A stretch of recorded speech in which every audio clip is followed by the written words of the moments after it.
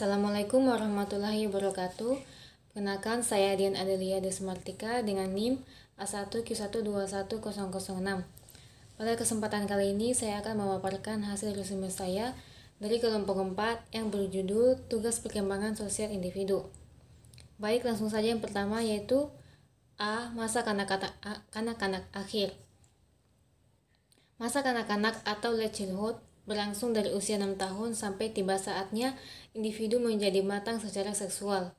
Pada awal dan akhirnya, akhir masa kanak-kanak ditandai oleh kondisi yang sangat mempengaruhi penyesuaian pribadi dan penyesuaian sosial anak.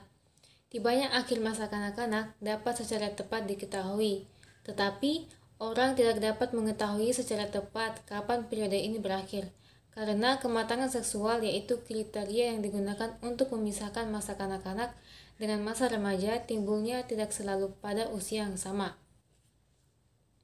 Dengan demikian, ada anak yang mengalami masa kanak-kanak yang lebih lama dan ada pula yang lebih singkat. Harlock 1980. Berdasarkan pemaparan tersebut, dapat disimpulkan bahwa masa akhir anak-anak berlangsung dari usia 6 tahun sampai tiba saatnya individu akan memasuki masa pubertas, yaitu di usia 12 tahun. Yang kedua, ciri-ciri perkembangan pada masa akhir kanak-kanak. Adapun ciri-ciri perkembangan yang terjadi pada masa kanak-kanak yaitu 1. Perkembangan fisik. Pada masa akhir kanak-kanak, kenaikan tinggi per tahun adalah 2-3 inci. Kenaikan berat badan lebih bervariasi daripada kenaikan tinggi badan, berkisar antara 3-5 pon per tahun. Yang kedua, perkembangan kecerdasan. Perkembangan kecerdasan pada periode ini ditandai oleh adanya tambahan kemampuan yang disebut System of Operation atau satuan langkah berpikir yang bermanfaat untuk mengkoordinasikan pemikiran dan ide dengan peristiwa tertentu ke dalam pemikirannya sendiri. Pada dasarnya, perkembangan kognitif anak ditinjau dari karakteristiknya sudah sama dengan kemampuan kognitif orang dewasa. Yang ketiga, perkembangan bahasa selama masa kanak-kanak akhir. Selama masa kanak-kanak, anak mengalami kemajuan dalam kosakata serta tata bahasa mereka. Saat anak masuk sekolah dasar, mereka memperoleh keahlian yang memungkinkan mereka untuk membaca dan menulis. Cara anak memikirkan kata-kata berubah selama masa kanak-kanak akhir. Mereka menjadi kurang terikat pada tindakan dan persepsi yang diasosiasikan dengan kata-kata. Yang keempat yaitu perkembangan sosial. Kecenderungan anak usia 6 sampai 11 tahun untuk bergaul dengan teman sebaya, membentuk kelompok dan membuat kesepakatan antara mereka. Teman-temannya terkadang mendapatkan perhatian dan prioritas daripada orang tuanya. Santrok 2007. Yang kelima, perkembangan emosi. Perkembangan emosi, pola emosi umum dari akhir masa kanak-kanak berbeda dari pola emosi awal kanak-kanak dalam dua hal. Yang pertama, jenis situasi yang membangkitkan emosi, dan kedua, bentuk ungkapannya. B. Masa remaja. Masa remaja menurut Mapiare berlangsung pada umur 12 tahun sampai dengan 21 tahun bagi wanita dan 13 tahun sampai dengan 22 tahun bagi pria. Rentang usia remaja ini dapat dibagi menjadi dua bagian, yaitu usia 12 sampai 13 tahun sampai dengan 21 sampai 22 tahun adalah remaja akhir. Remaja yang dalam bahasa aslinya disebut adolescens berasal dari bahasa Latin adolescere yang artinya tumbuh atau tumbuh untuk mencapai kematangan. Bahasa primitif dan orang-orang purbakala memandang masa puber dan masa remaja tidak berbeda dengan periode lain dalam rentang kehidupan. Anak dianggap sudah dewasa apabila sudah mampu mengadakan reproduksi.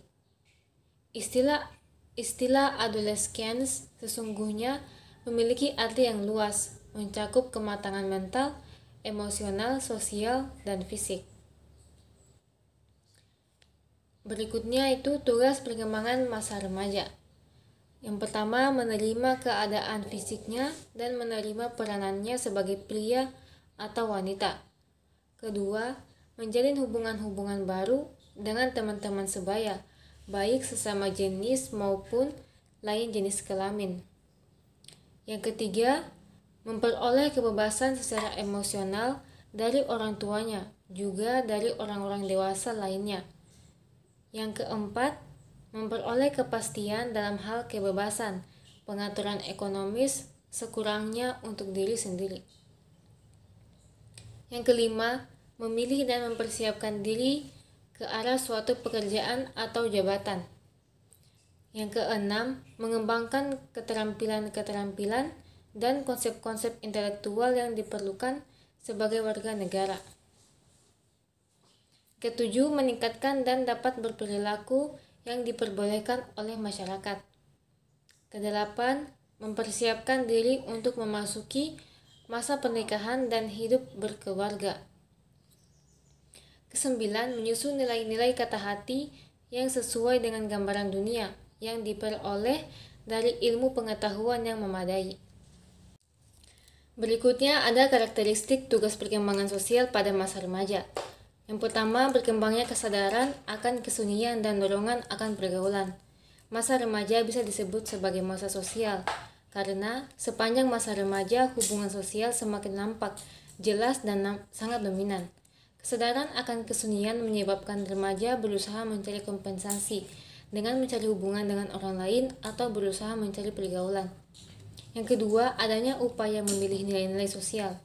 Ada dua kemungkinan yang ditempuh oleh remaja ketika berhadapan dengan nilai-nilai sesuai tertentu, yaitu penyesuaian diri dengan nilai-nilai tersebut atau tetap pada pendirian dengan segala pendapatnya. Yang ketiga, meningkatnya ketertarikan pada lawan jenis. Remaja sangat sadar akan dirinya tentang bagaimana pandangan lawan jenis mengenai dirinya. Yang keempat, mulai cenderung memilih karir tertentu. Karakteristik berikutnya sebagaimana dikatakan bahwa ketika memasuki masa remaja, akhir mulai tampak kecenderungan mereka untuk memilih karir tertentu, meskipun dalam pemilihan karir tersebut masih mengalami kesulitan. C. Dewasa dini. Dewasa awal atau dewasa dini dimulai pada umur 18 tahun sampai kira-kira umur 40 tahun. Pada saat perubahan-perubahan fisik dan psikologis yang menyertai berkurangnya kemampuan reproduktif. Secara umum, mereka yang tergolong dewasa muda ialah mereka yang berusia 20-40 tahun. Dewasa awal adalah masa peralihan dari masa remaja. Masa remaja yang ditandai dengan pencarian identitas diri. Pada masa dewasa awal, identitas diri ini dapat sedikit demi sedikit sesuai dengan umur kronologis dan mental age-nya. Berbagai masalah juga muncul dengan bertambahnya umur pada masa dewasa awal. Dewasa awal adalah masa peralihan dari ketergantungan ke masa mandiri, baik dari segi ekonomi, kebebasan menentukan diri sendiri, dan pandangan tentang masa depan sudah lebih realistis. Seseorang yang digolongkan dalam usia dewasa awal berada dalam tahap hubungan hangat, dekat, dan komunikatif dengan atau tidak melibatkan kontak seksual. Ciri-ciri perkembangan pada masa dewasa dini. Yang pertama, usia reproduktif.